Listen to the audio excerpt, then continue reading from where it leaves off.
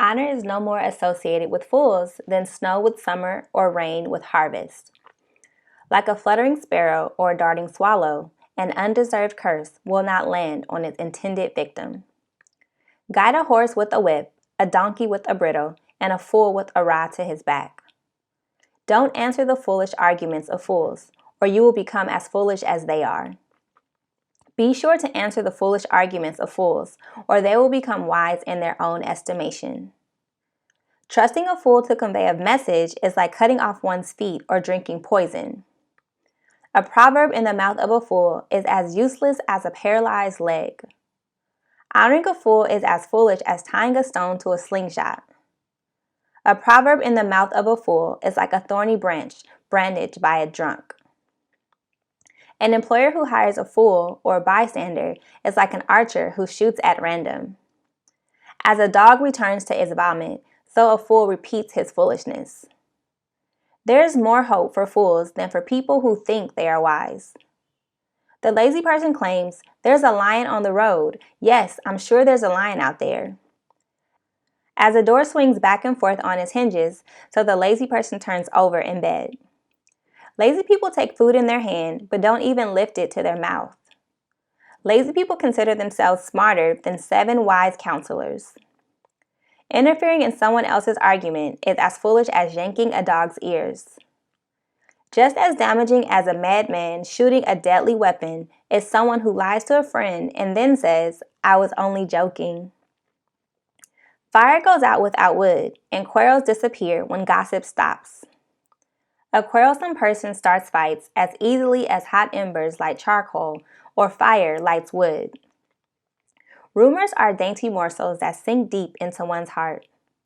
Smooth words may hide a wicked heart, just as pretty glaze covers a clay pot. People may cover their hatred with pleasant words, but they're deceiving you.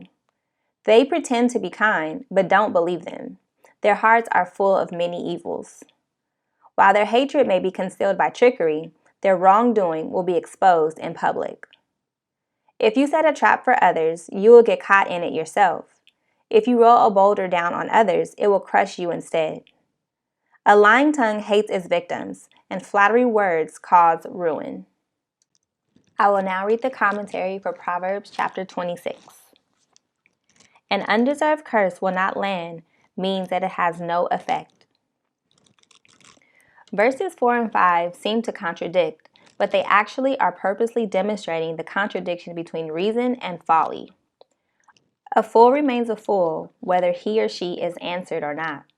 The wise person has a choice to make depending on what he or she sees is the greatest need of a fool. Some fools don't deserve an answer because they are clearly not in a mood to listen, and those who try to answer them will simply stoop to their level. There are other situations where common sense says to answer the fool in order to expose his or her pride and folly. Some people are so dulled that they won't sense the wisdom even if they memorize these proverbs. A mindlessly quoted proverb proves as useless as a paralyzed body part. Only those who want to be wise have the receptive attitude needed to make the most of these wise words. If we want to learn from God, He will respond and pour out His heart to us. Sometimes when someone in a group causes discord or dissension, the leader tries to make that person loyal and productive by giving him or her a place of privilege or responsibility. This usually doesn't work. In fact, it is like tying a stone to the sling of a slingshot. It won't go anywhere and will swing back and hurt you.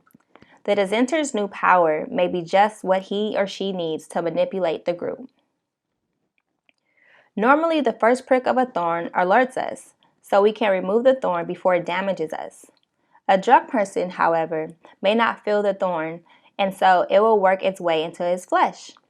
Similarly, a fool may not feel the sting of a proverb because he does not see how it applies to his life. Instead of taking its point to heart, a fool will apply it to his church, his employer, his spouse, or whomever he is rebelling against.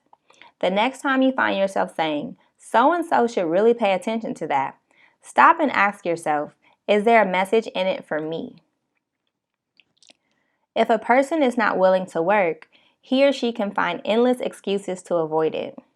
But laziness is more dangerous than a prowling lion. The less you do, the less you want to do, and the more useless you become. To overcome laziness, take a few small steps toward change. Set a concrete, realistic goal. Figure out the steps needed to reach it, and then follow those steps. Pray for strength and persistence. To keep your excuses from making you useless, stop making useless excuses. Yanking the ears of a dog is a good way to get bitten, and interfering in arguments is a good way to get hurt. Many times, both arguers will turn on the person who interferes. It is best simply to keep out of arguments that are none of your business. If you must become involved, try to wait until the arguers have stopped fighting and cooled off a bit. Then, maybe you can help them mend their differences and their relationship. Talking about every little irritation and piece of gossip only keeps the fires of anger going. Refusing to discuss them cuts the fuel line and makes the fires die out. Does someone continuously irritate you? Decide not to complain about the person and see if your irritation dies from the lack of fuel.